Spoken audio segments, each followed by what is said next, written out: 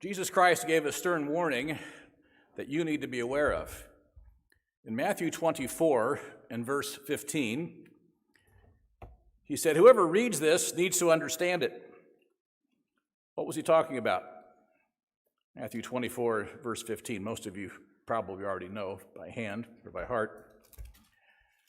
Matthew 24 and verse 15 says, therefore, when you see the abomination of desolation spoken of by Daniel the prophet, standing in the holy place, whoever reads, let him understand. Then those who are in Judea should flee to the mountains. Those who are on the housetops should not come take anything down. Let him who is left in the field not go back to get his clothes.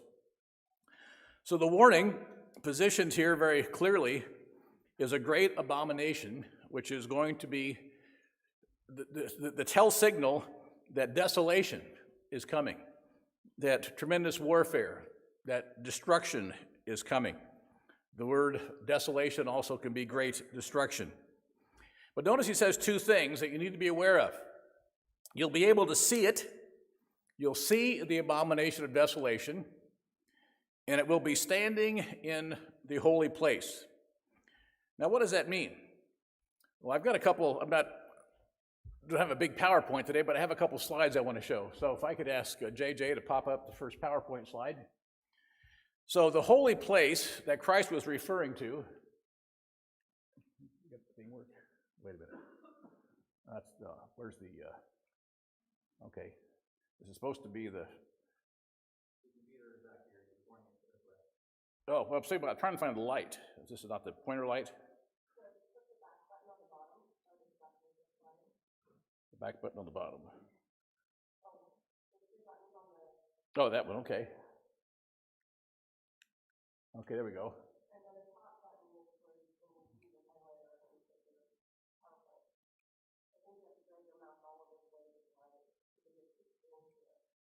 Well, we'll just pretend that I don't have the pointer. You see where it says inner court? The building has two rooms. The actual building with little crowns on top. The front part is called the holy place. The back part behind the curtain is the Holy of Holies. Now, in the front part, we have here, you can see the numbers, 4, 5. You have the veil is number 3. The altar of incense is in the holy place. That's where the altar was continually burning those incense, for it represents the prayers of God's people. You know, Revelation 7, there's 6 and 5. And then you also have the table of showbread that was, every week there was new showbread that came on. And that, of course, represented the fruit of God's people given to him. And there's a lampstand, the menorah, those 7 candles that were burning. And, of course, that's mentioned several times in the scriptures, especially in Revelation. But the holy place is the front part. And the next one is the, I think this is that, okay. You see how the holy place is there? You got the most holy place, or the Holy of Holies, in the back. But the antechamber, the front chamber, is the holy place. So when you have this abomination that Jesus Christ said was going to stand, that's where it is going to stand, in the holy place. Now, his audience understood that then.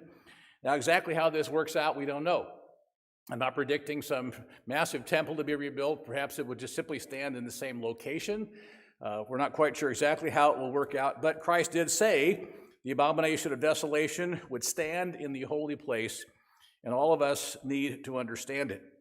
Now, in Luke's account, let's go hold our places and go over to Luke chapter 21.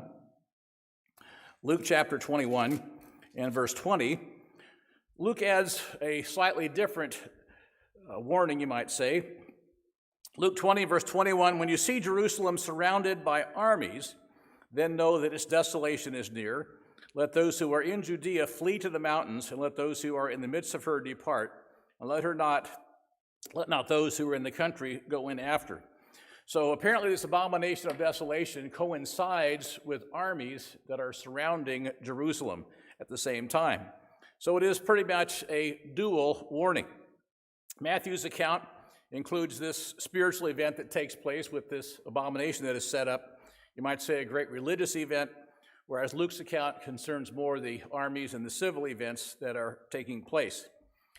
Now, there are a couple lessons in history that are at least, I think, educational to look at about putting the abomination of desolation in the Temple Mount. The first time that someone tried to put a statue, because a statue would be an abomination, in the Temple Mount or in the Holy of Holies was an emperor named Caligula. Now, Caligula took the throne of Rome after Tiberius died. Tiberius was in his last years a very sick pervert. Caligula spent his last 6 years before he became emperor pretty much imprisoned on the Isle of Capri with Tiberius and was forced to get involved in a lot of debauchery. You can read that history very readily. So when Caligula became emperor, a very young man in his early 20s, he probably went insane from drinking leaded water because the palace at Rome where they lived was plumbed with lead pipes, very kind of rough. You can see evidences of them if you go to Rome today. Rome had something like 146 fountains where the average person went every day with their buckets or their pitchers and got their water. But the royal palace was actually plumbed. And the sewer system that was put in by Augustus, which would have been 2 emperors before this, is still a sewer system used in Rome today. It was such a beautifully designed and, of course, made out of masonry. But Caligula did go mentally insane. He decided that he got sick one time, woke up, and decided he had died and become a god. And so he decided to build a lot of statues to himself and have Romans all bow down and worship statues of Caligula. Now, let me go on here to the next slide. This is one of those statues. This is a statue of Caligula. I believe this is in the Vatican today.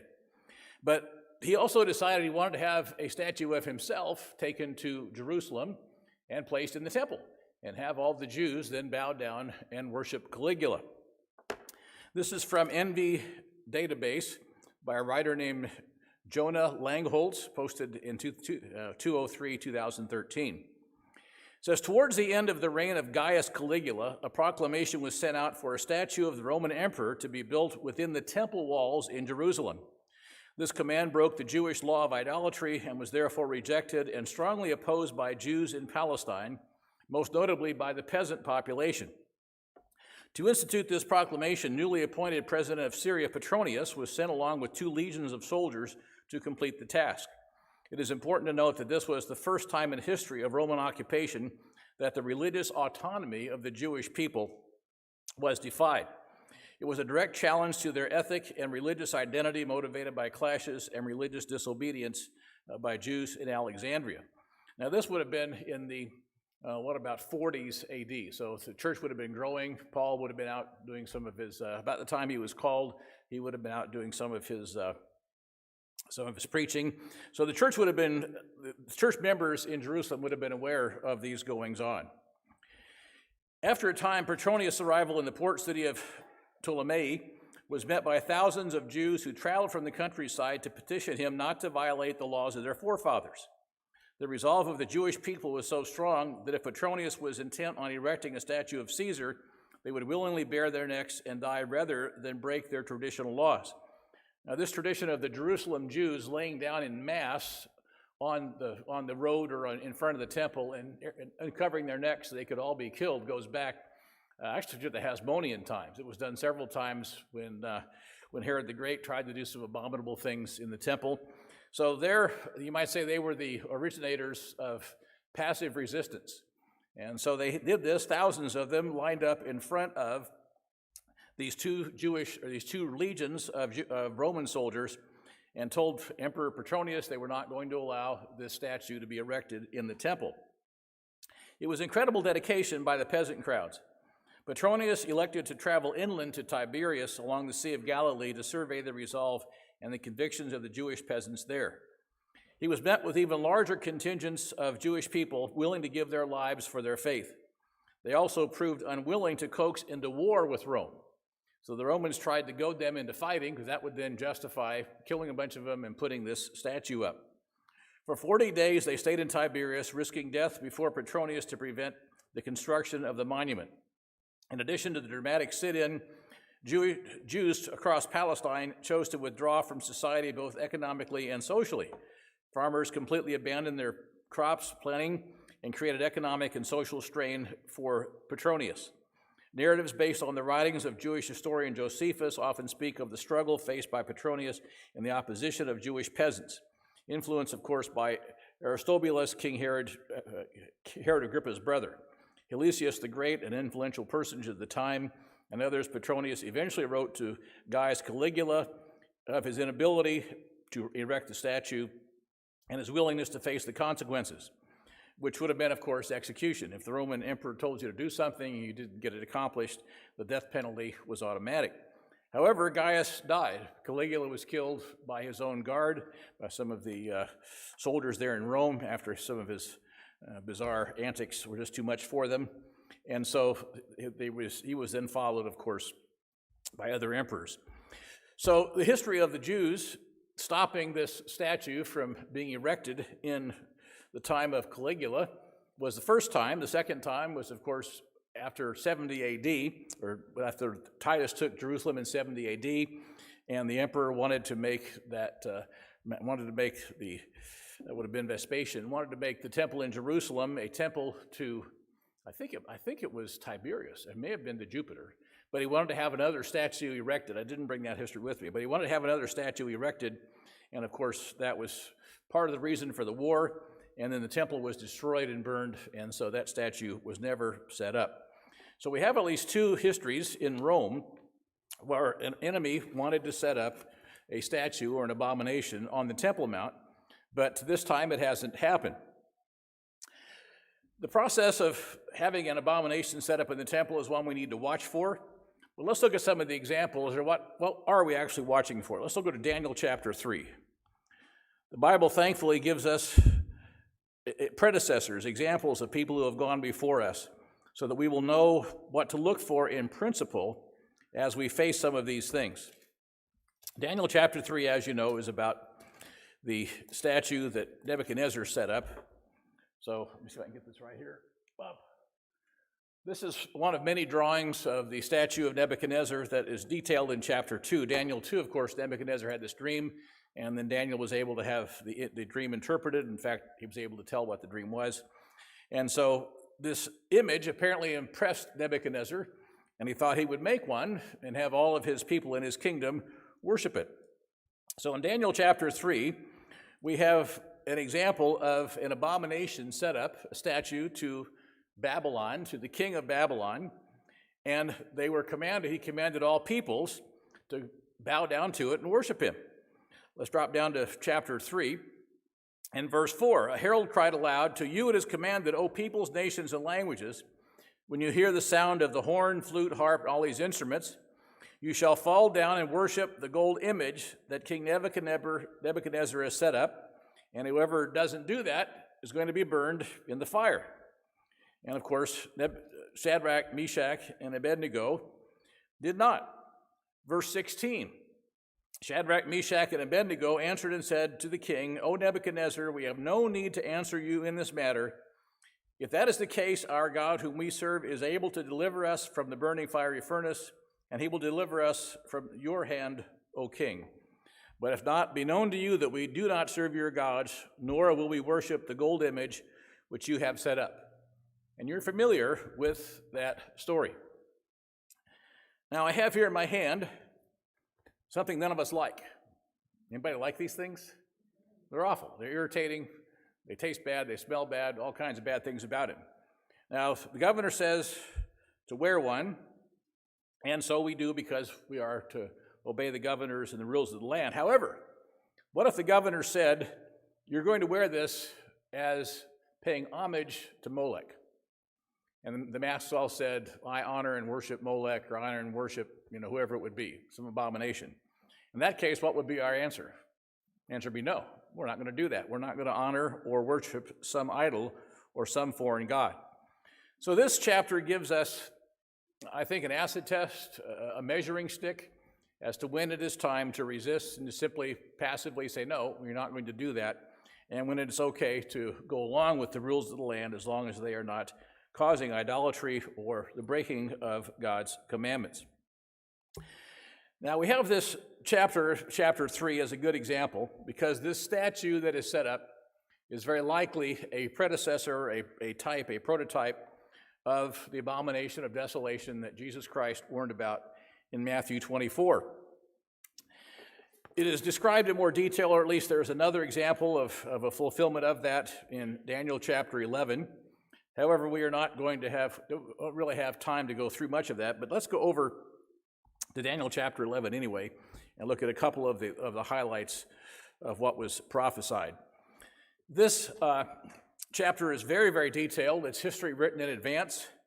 It is written mostly in Aramaic, and is also written in a language that basically was not in use in later years, because if it had been, people could say, well, this was written after the fact. But the honest answer is just the language it is written in proves it was written long before the event actually happened. So we have in Daniel chapter 11 a little bit of a detailed description of a man named Antiochus Epiphanes, who in about 167 BC came into Jerusalem and did some of the same things, apparently, that the next beast power is going to do. The fourth resurrection, or the final resurrection of the fourth empire, given by they're typified by that statue. Let's begin in Daniel chapter 11, verse 15. The king of the north shall come and build a siege mound and take a fortified city, and the forces of the south shall not withstand him, even his choice troops shall have no strength to resist. And so much of this is about the Egyptians or the Ptolemies fighting the Seleucids or the Syrians, and they're going back and forth with several battles. And of course, Jerusalem, Palestine is between those two great powers. And so much like Poland in the 1900s, got trampled from the east and from the west, or in this case, from the north and from the south. Verse 20. There shall arise in his place one who imposes taxes on the glorious kingdom, but within a few days he shall be destroyed, but not in anger or in battle. So it was one who came up for a very short time that died of natural causes. Let's drop down a little bit farther. Verse 23, after the league is made with him, he shall act deceitfully. Really, it's talking about a little meeting that took place where they were the king of Ptolemies and the Seleucidae were basically both trying to con each other and lie to each other. And of course, some of those things happened even in our time in a different way, but it was recorded here ahead of time.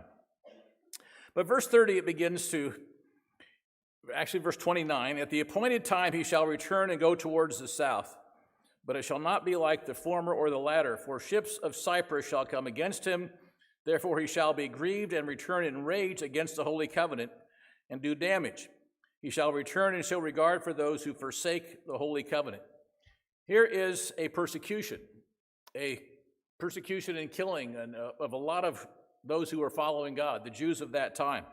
It's because of a general who was defeated in battle, didn't get what he wanted, came back then, wanted to have, I guess, his rage taken out on somebody. Verse 31, forces shall be mustered by him, and they shall defile the sanctuary fortress. Then they shall take away the word sacrifices there is in italics. The word actually means daily ongoing worship, or the worship activities of God's people. So it can include much more than just sacrifices. And place the abomination of desolation. So here we have the first, you might say, prophetic mention of those exact words, the abomination of desolation. And when Jesus Christ spoke of that, he was talking about this chapter. This contains details and information that we all need to understand. So the sanctuary fortress will be defiled. It'll stop the ongoing worship or the daily worship of God in whatever form that is. And the abomination shall be placed, which of course he did. History records that Antiochus Epiphanes, when he came into Jerusalem, very likely set up a statue of Jupiter Olympus in the temple or the temple area and began to sacrifice swine and other animals to that, unclean animals. Those who do wickedly against the covenant, he shall corrupt with flattery. Now, this is a type of Satan's seduction of God's worshipers, of God's true followers, who are wanting to become part of the world, who are taken up by the cares of the world and the weeds that grow up and choke. Those who do wickedly against the covenant. These have a covenant with God, but they have turned against it. Notice, he shall corrupt them with flattery. But the people who know their God shall be strong and carry out great exploits. Now, that happened in 167 with a man named Judas Maccabee. Actually, he was one of four brothers. His father's the one that started the revolt. And so a ragtag bunch of basically shepherd boys ended up defeating the army of the Seleucidae, the Syrian army. But of course, that was a miracle from God that's talked about in other places. But in this case, it has a spiritual application, because those who know God shall do great exploits in the coming abomination of desolation time. God says, I'll work a wonder in your time. You won't even believe it if someone told you. So we can look forward to God doing some great things through his people as this abomination of desolation begins to be formed, or we see it coming in our time. Those people who understand shall instruct many. So the truth of God will be taught. It will be passed on during this time of great turmoil, great persecution. Yet for many days they shall fall by sword and flame and by captivity and plundering, so that will not be a good time. It will be a life on the run. I've read a commentary one time that began with the phrase, or really close to began with the phrase, the life of a Christian in the 2nd century AD was life on the run, because there was persecution from Roman sources, persecution from Jewish sources, and the story of Christians between 100 and 200 AD is not a pretty one. There was essentially life hiding, life on the run, and life being very difficult and challenging. But it says in verse 34, now when they fall, they shall be aided with a little help, but many shall join to them with intrigue. Some of those of understanding shall fall. I don't think that means spiritually fall. I think it means they're going to physically be killed. The tribulation will actually result in their death. To refine them, purify them, and make them white. It's the exact same phrase we have in Revelation 3 about the Laodicean era, that they needed to have white garments to replace their dirty ones. So this verse 35 is very likely a parallel verse about those who, also chapter 12, those who are left to have the testimony of Jesus Christ and the law of God, the commandments of God, but they then are going to be subjected to this persecution for the purpose of making them white and purifying them. He said until the time of the end. It doesn't say until the time when Antiochus dies, or at the time of the Hasmoneans coming to power, or the time of a second temple. Any of that, it just says to time of the end, because it is still for the appointed time. So the abomination is for the time of the end, and there is an appointed time by God for it. The king shall do according to his will. He shall exalt and magnify himself above every god. He shall speak blasphemies against the God of gods. It's almost word for word what we read in 2 Thessalonians 2 about the man of sin sitting in the temple of God, saying that he is God and proclaiming that he has all this power. He shall prosper till the wrath has been accomplished. In other words, the tribulation, the persecution of God's people. For what has been determined shall be done. So God has determined it. This is part of his plan, and it says he shall be done. Let's drop down to verse 40. At the time of the end, so as this is progressing, and as these things are coming to pass at the end, the time appointed, at the time of the end, the king of the south, historically Egypt, shall attack him, and the king of the north shall come against him like a whirlwind with chariots, horsemen with many ships, and he shall enter the countries and overwhelm them and pass through. Not just one country, but a number of countries. He shall enter the glorious land. So these countries are adjacent to or on the way to the glorious land. And many countries shall be overthrown. So as the beast power sweeps in from the north, the king of the north shall attack like a whirlwind and be overflowing like a flood. Only insignificant nations of Edom and Moab and the people of Ammon escape, perhaps because they are perceived as no threat, perhaps because God has ordained a place of protection for his people. That's just speculation, but we'll see how that works out. He shall stretch out his hand against the countries, and the land of Egypt shall not escape. So when the beast power swoops in from the north, the land of Egypt shall not escape. He shall have power over the treasures of gold and silver and all the precious things of Egypt. Also the Libyans and the Ethiopians shall follow at his heels. So he's going to essentially take over that entire part of northeast Africa. But news from the east and the north, that would be pretty much what we would call the Orient, the Chinese area, or from Russia to the north, shall trouble him. Therefore he shall go out with great fury to destroy and annihilate many. Probably the sixth seal in the great battle of 200 million soldiers coming across. But he shall plant the tents of his palace between the seas. That's between the Dead Sea and the Mediterranean, which means in Jerusalem, and the glorious holy mountain, the place of the temple of God, where the holy place is. Yet he shall come to his end, and no one will help.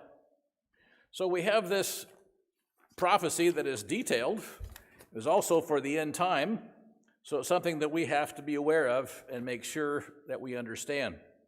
I want to go now over to Daniel chapter 7, just back a couple chapters, because something very significant happens along this path. We have the rising up among these horns of a smaller horn, but the smaller horn is the source of blasphemies, so it is a religious source, and one that needs to be understood well as we watch this abomination of desolation being set up and the motivation for that to happen. Daniel chapter 7 and verse 7. After this I saw in the night visions a fourth beast. Remember that statue of Daniel in chapter 7? In chapter 2, which is the foundational chapter of all prophecy, had the four parts: the head of gold, the chest of silver, the belly of brass, and then, of course, the legs of iron, and the bottom of the legs and the feet of iron and clay. And so those four beasts, or those four world-ruling kingdoms, this is about the fourth. A dreadful beast, most dreadful and terrible, exceedingly strong. It had huge iron teeth. It was devouring, breaking in pieces, and trampling the residue with its feet. So it trampled all of the areas controlled by the previous three empires. It was different from all beasts and before it, and it had 10 horns. So he's considering this fourth beast and these 10 horns. And there was another horn came up, a little one coming up among them, before whom 3 of the first horns were plucked out of the roots. So we understand by this the chronology of when this new horn comes up. It comes up at the end of the third resurrection of that fourth empire. And there in this horn were eyes like the eyes of a man, and a mouth speaking pompous words. So it appeared like a man, but the mouth was speaking pompous or boastful, perhaps blasphemous words. So when this happens, I watched till thrones were put in place, and the Ancient of Days was seated. His garment was white as snow, and the hair of his head was pure like wool. His throne was a fiery flame, and his wheels a burning fire, obviously the same wheels that Ezekiel saw and recorded for us in chapter 1 and chapter 10. And a fiery stream issued and came forth from before him, from before the Ancient of Days, and thousands ministered unto him, 10,000 times 10,000. That's the angels that stand before him. And the court was seated, and the books were open. In other words, it's a time for judgment. And I watched then because of the sound of the pompous words which the horn was speaking. And I watched till the beast was slain, and its body destroyed and given to the burning flame. As for the rest of the beasts, they had their dominion taken away, yet their lives were prolonged for a season and a time. This, of course, then follows, here follows then a vision of the return of Jesus Christ. I was watching the night visions. Behold, one like the Son of Man was coming with the clouds of heaven. Just like the angel told the disciples on the Mount of Olives, Jesus Christ, whom you've seen go up in the heavens, will come back in the same manner. So Daniel was grieved. He asked the angel what it meant. Over in verse 20, we have a little bit of the interpretation of it. The 10 horns that were on its head, and the other horn which came up before 3, namely, that horn which had eyes and a mouth which spoke pompous words, whose appearance was greater than his fellows, I was watching, and the same horn was making war against the saints. So it is this small horn that comes up, defeats or replaces the first 3, and then rides or becomes the dominant factor in the rest of these resurrections or these horns of the Roman Empire. Is the one that makes war with the saints and prevails against them until the Ancient of Days comes. And of course, when the Ancient of Days comes, then the deliverance of those people is made possible. Let's drop down to verse 25.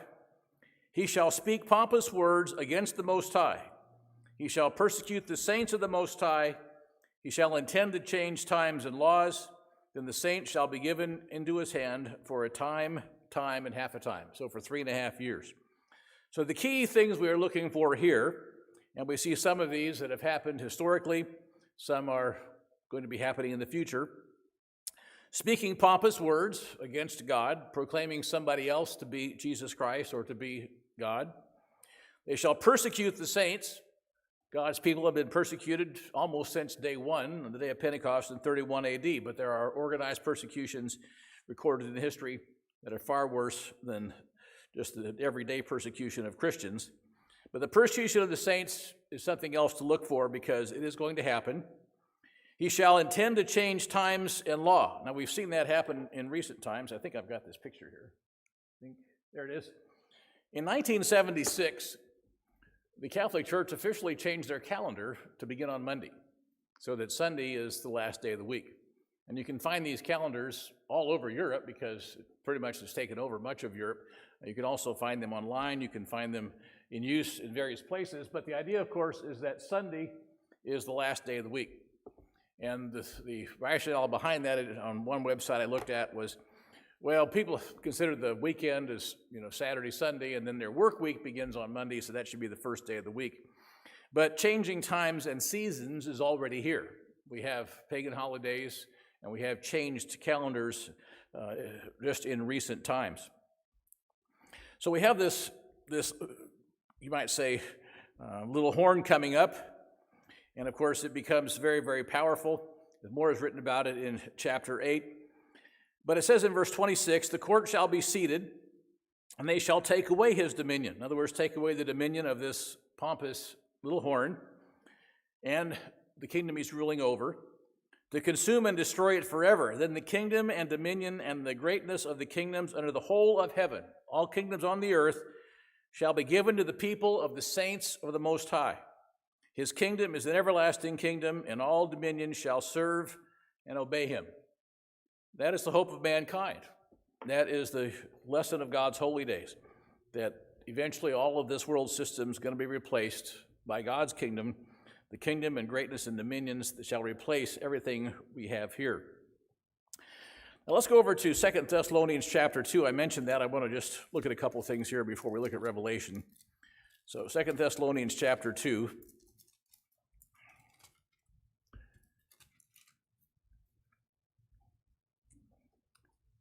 It begins with a warning in chapter 2. Brethren, concerning the coming of our Lord Jesus Christ and our gathering together, that means together in one place, we ask you not to be soon shaken in mind or troubled. There are so many false teachings about the return of Jesus Christ. There are 7-year rapture theories, 3-year rapture theories, 2-year rapture theories, 6-month rapture theories, all sorts of theories of Christ has already come and he's in some sort of secret place. So the truth about Jesus Christ's return has been the subject of much false teaching. And we are warned not to be shaken or taken in by any of those. He says, even if it's a letter that looks like it's from us, as though the day of Christ had already come. Let no one deceive you by any means. That day will not come unless the falling away comes first, and the man of sin is revealed, the son of perdition. So the falling away is first, but then the man of sin is revealed. Well, how is he revealed? That's an important question. If the man of sin is going to be revealed, we need to know how and what to watch for. Notice he opposes and exalts himself above all that is called God. Sounds exactly like the little horn of Daniel 7. He speaks pompous words against God. Above all that is called God or all that is worshipped. So he sits as God in the temple of God, showing himself that he is God. It's possible that this is exactly the same time as the abomination is set up in the holy place. This could be the abomination that is set up in the holy place, the man of sin standing in the holy place, proclaiming himself to be God. So he sits as God in the temple of God. The holy place is part of the temple, showing himself that he is God. So it is a false Messiah, a person that proclaims himself to be a supernatural God. Do you not remember that when I was with you, I told you these things? And now you know that what is restraining, that he may be revealed in his own time. Now, one of the great mysteries of the New Testament is, what is this restraining force? I think we've probably all heard quite a number of postulates what it might be. It does say the mystery of lawlessness is already at work. It has something to do with teaching against the law. Only he who now restrains will do so until he is taken out of the way. So there's a restraining force that keeps this abomination or this false teacher from revealing himself in the temple. What that taking away, what that means or how it's going to work out, we'll simply have to wait and see. We'll simply have to watch for ourselves. But when it is taken out of the way, verse 8 says, the lawless one will be revealed, whom the Lord will consume with the breath of his mouth. So when that lawless one is revealed, we know that Christ's return is soon, because that one will still be alive. It's a physical human being, and he'll be destroyed by Jesus Christ when he returns with the brightness of his coming. Notice, the coming of the lawless one is according with the working of Satan. So as Satan obviously has more traction, more influence, more power on this earth, eventually that culminates in this lawless one being promoted to the position of king of the earth, you might say, or dictator of the earth. He's going to be coming with signs, with power, with lying wonders, with all righteous deception among those who are perishing because they did not receive the love of the truth that they might be saved. So it's a warning there for people who have God's truth to be sure we love it and don't turn against it. So here we have verse 15, brethren, stand fast and hold the traditions by which you were taught, whether by word or our epistle. So we all need to stand fast and make sure we are not going to be brushed aside by any of these things that happen. The world is going to go into a headlong linear panic. It's going to be a challenging time because they don't know what's going on or why. It will take a lot of God's Spirit, understanding, and patience to be able to endure during that time.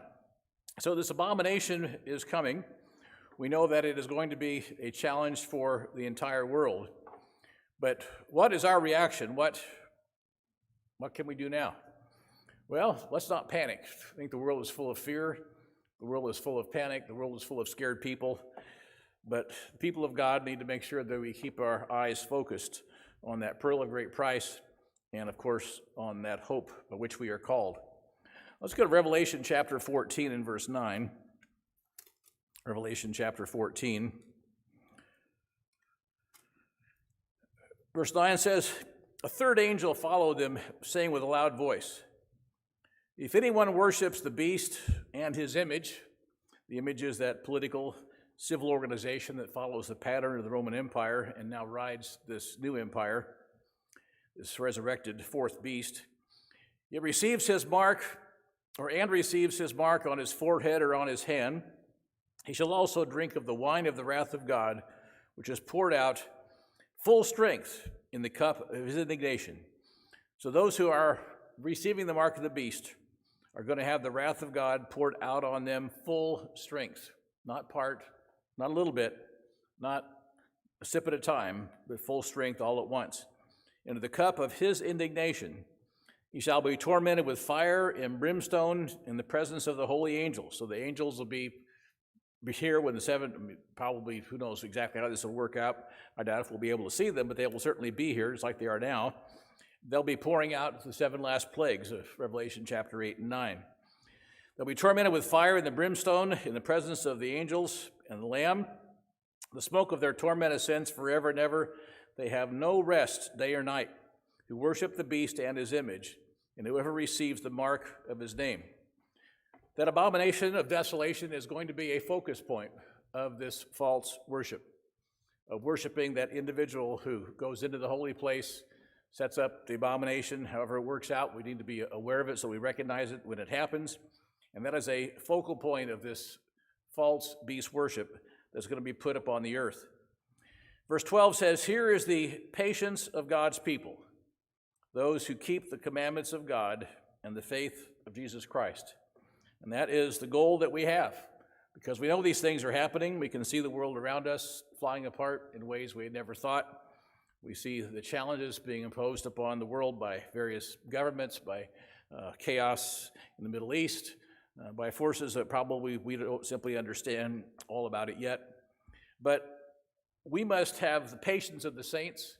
We must make sure that we are carefully watching ourselves, watching and praying that we are able to withstand at the last day and stand before the Son of Man, and to make sure that we are keeping the commandments of God. So one reason why we're going to the feast, because God keeps us in line or keeps our sort of our train on the track, you might say, by having us keep his feast days every year.